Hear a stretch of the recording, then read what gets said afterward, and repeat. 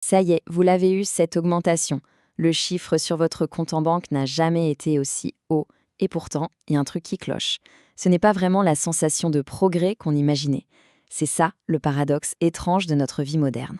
Voilà la question qui est vraiment au cœur de notre analyse. On s'attend à ce que plus d'argent amène la paix, non? Mais à la place, ça amène une sorte de bruit nouveau, une inquiétude plus sourde dont personne ne parle. Les factures sont payées, la voiture est neuve, et pourtant, ce sentiment de vide est toujours là. Mais pourquoi? Qu'est-ce qui se passe en fait? Vous pensiez que l'argent apporterait la paix, mais il a apporté une nouvelle sorte de bruit. C'est exactement ça. C'est ce sentiment de panique silencieuse, même quand tout a l'air d'aller bien financièrement. Une impression d'être en retard pour un truc, sans même savoir quoi. Bon, allez, on plonge au cœur du problème. Les psychologues, ils appellent ça le piège de la privation relative. En gros, ce qui est fascinant, c'est que notre bonheur ne dépend pas de ce qu'on a, mais de ce qu'on a par rapport aux autres. Et dans ce jeu de comparaison permanent, plus on regarde ce que les voisins possèdent, plus on se sent pauvre, peu importe notre propre richesse. Pour vraiment piger d'où vient cette angoisse, il faut remonter le temps, il y a plus d'un siècle, à la rencontre d'un économiste, Thorstein Veblen. Et ce qui est incroyable, c'est qu'il avait déjà tout capté. Veblen a mis le doigt sur un concept clé, la consommation ostentatoire. L'idée, c'est qu'on ne dépense pas juste pour vivre, mais pour signaler notre statut. La dépense devient une question de message, pas d'utilité. La maison, les vacances, tout devient une déclaration, une vraie performance publique. Prenons un exemple tout bête, 2 t-shirts blancs, identiques. Un coûte 10 €, l'autre 500. Pourquoi cet écart de dingue? Le t-shirt à 500 €, il sert pas à mieux s'habiller? Non, il sert à signaler qu'on a les moyens de gaspiller 490 €. C'est foulant.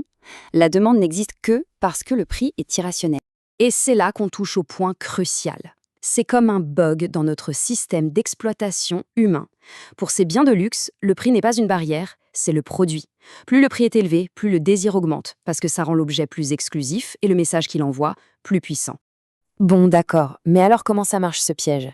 C'est quoi la mécanique qui nous garde coincés dans ce cycle de comparaison sans fin? Veblen a mis un nom là-dessus, l'émulation pécuniaire.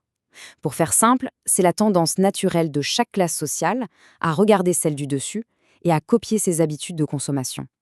C'est une course au statut qui se propage de haut en bas de l'échelle sociale. Et ce cycle, il montre bien pourquoi cette course est impossible à gagner. C'est un jeu qui n'a pas de fin. Dès qu'un symbole de luxe devient accessible, il perd sa valeur et les élites déplacent la ligne d'arrivée encore et encore. Du coup, on se retrouve à courir de plus en plus vite juste pour faire du surplace. Pensez à un paon, sérieusement. Il se traîne une queue immense et pas pratique du tout, juste pour prouver sa force génétique. Eh bien, on fait un peu pareil. On se handicape financièrement avec des trucs de luxe pour signaler notre capacité à survivre, malgré le gaspillage. C'est la même logique, elle est profondément ancrée en nous. Si Veblen a diagnostiqué ça il y a plus d'un siècle, la technologie moderne, elle, a mis ses théories sous stéroïdes. Les réseaux sociaux ont transformé ce que Veblen appelait le théâtre de l'affichage en une performance non-stop, 24 heures sur 24, 7 jours sur 7. La scène ne ferme jamais, donc la comparaison ne s'arrête jamais. Ce phénomène crée ce qu'on appelle un biais de visibilité. Notre attention est naturellement aspirée par les signes extérieurs de succès. Du coup, on investit dans la voiture, les vêtements, tout en négligeant les fondations invisibles d'une vie stable, l'absence de dette, la tranquillité d'esprit, la santé mentale. Bon, ok, le diagnostic est posé. Mais est-ce qu'il y a une issue? La solution, c'est pas de courir plus vite, c'est de sortir complètement de la course en redéfinissant les règles du jeu pour soi-même. Ici, on oppose 2 types de richesses. D'un côté, celle qu'on voit, la voiture, la montre. De l'autre, celle qu'on ressent, la liberté, la sécurité, l'autonomie. Notre société nous pousse à fond vers la première. Mais la vraie richesse, celle qui dure vraiment, c'est celle que personne ne peut voir. Alors, comment on y arrive concrètement? Eh bien, ça passe par 4 changements de perspective.